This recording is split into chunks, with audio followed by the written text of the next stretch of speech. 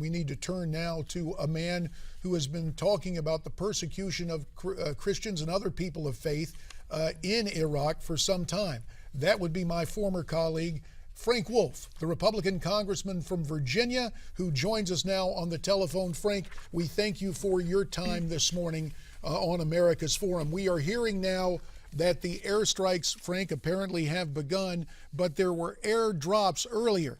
The question that comes to mind with the airdrops, and you can tell us exactly who they were aimed to help, but I have just this question. Is there any guarantee that the food and the, quote, humanitarian materials are making it to the people who need it instead of being taken by ISIS forces?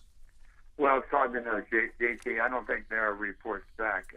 A lot of the airdrops, people even get killed in the airdrops. The containers fall on top of them, and I don't know the conditions of how effective it is where they got there. But I do think it was a good idea to do what the administration did. But I don't think we're really seeing enough. And I think one of the key things the Obama administration has to allow the Kurdish government to arm itself. The Kurds have been our friends for many years, as you know, even when you were serving in the Congress. Secondly, the administration is prohibiting them from selling oil. There's a tanker off the coast of the United States with Kurdish oil that the administration will not allow them to sell it. The Kurds have to be able to sell their oil. They have to be able to arm themselves because they are the only ones that are on the ground that have been defending the Christians, have been defending the Yazidis, and they've been our friends for 4 years. Thirdly, the administration needs to give some assistance, reprogram foreign aid, not new money, but some assistance to Catholic Relief, World Vision, Save the Children, UNICEF, to give water, food, clothing, because many of the Christians and Yazidis, they flee quickly because they were told either convert or we're going to kill you or get out. And so they didn't take anything with them. There's one other thing that I think people are really kind of missing. Among the ISIS people, fighters, they have weapons that are more sophisticated. They have American-made weapons. They have taken the weapons when the Iraqi military have left. They have armored personnel carriers. We've been told they have Black Hawk helicopters. I don't know if they have the capacity to fly them or not. They have heavy caliber weapons. They have they have rockets. They have missiles. They have everything. They are basically an army. Secondly, there are over 115 American citizens with passports who are fighting with them now, who are part of ISIS, and there are several thousand Europeans from France, from England, from Germany, from Scandinavian countries who are fighting with ISIS. In fact, there's one of them who went over there to fight was from Florida, down where you all are, was from Florida, came back, went back, has hateful things on the internet, and was killed in a suicide bombing. So this has potential to come to the homeland. Because let's amplify this because, again, I want to get to the immediate situation.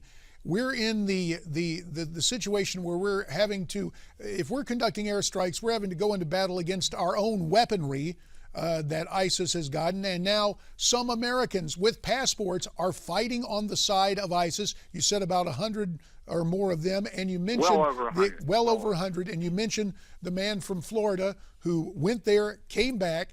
We've seen his videotape, and of course, he went into a suicide bomber, I believe, in Syria. But you're making the point it could come back here. It could come back here. So I think the number one thing is we have to aid the Kurdistan, the Peshmerga, to begin to take this battle to ISIS. They are there. They are defending their own area. And, when people are defending their own area, they will fight strongly. But to say that we're concerned, we're going to do airdrops, we're going to do targeted strikes, what about aiding the people that want to help us? And right now we're prohibiting them from selling their oil. We're not giving them any weapons, and they're outgunned. Representative Wolf, though, do you think that we're at risk in getting involved in a civil war, or is it too late for that? We're involved. Do you think we pulled out too soon, though, in light of what's happened? Of course we did. We're involved for went wrong for two reasons. President Bush, the Bush administration went in, and if you break it, you own it. And secondly, after we were beginning to draw down, all our military advisors felt that we should keep a stabilizing force there of 3,000 to 10,000 people. The Obama administration did not negotiate what they call a status of force agreement. So we pulled everybody out. As they saw everybody come out, the Iraqi military were demoralized. And Maliki has not done a very, very good job. So the fact that the Bush administration went in and the Obama administration couldn't negotiate that, and they could have negotiated. I think they just didn't want to be there. So we can't just walk away from these people. Partially, the problem was created by us. We can't just walk away. Lastly, very important, there is a museum on the mall called the Holocaust Museum. We have all said never again. There can never be genocide again. If you recall, this is the definition: 1948 UN ethnic cleansing of a particular group, ethnic, religious. This is genocide. It is also crimes against humanity.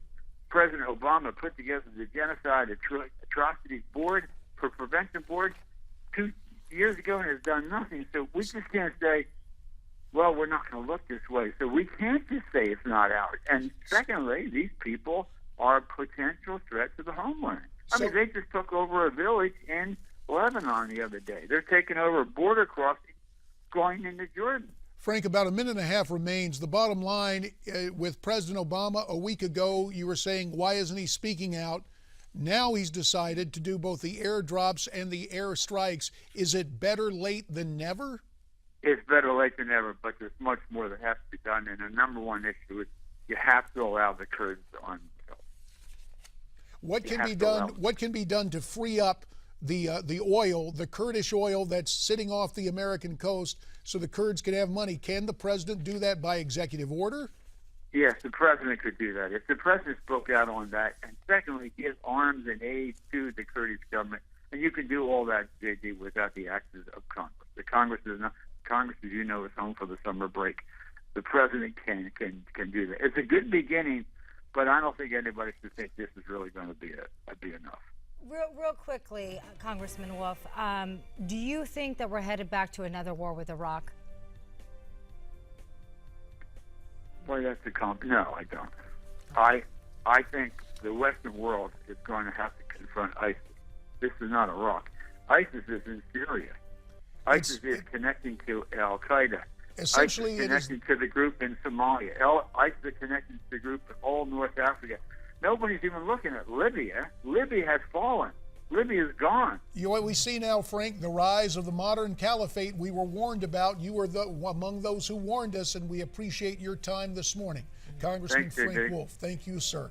Coming up, another of my former colleagues, Pete Hoekstra, the former chairman of the Intelligence Committee, to update us on Israel and Hamas, more on the airstrikes, and much more straight ahead here on America's Forum.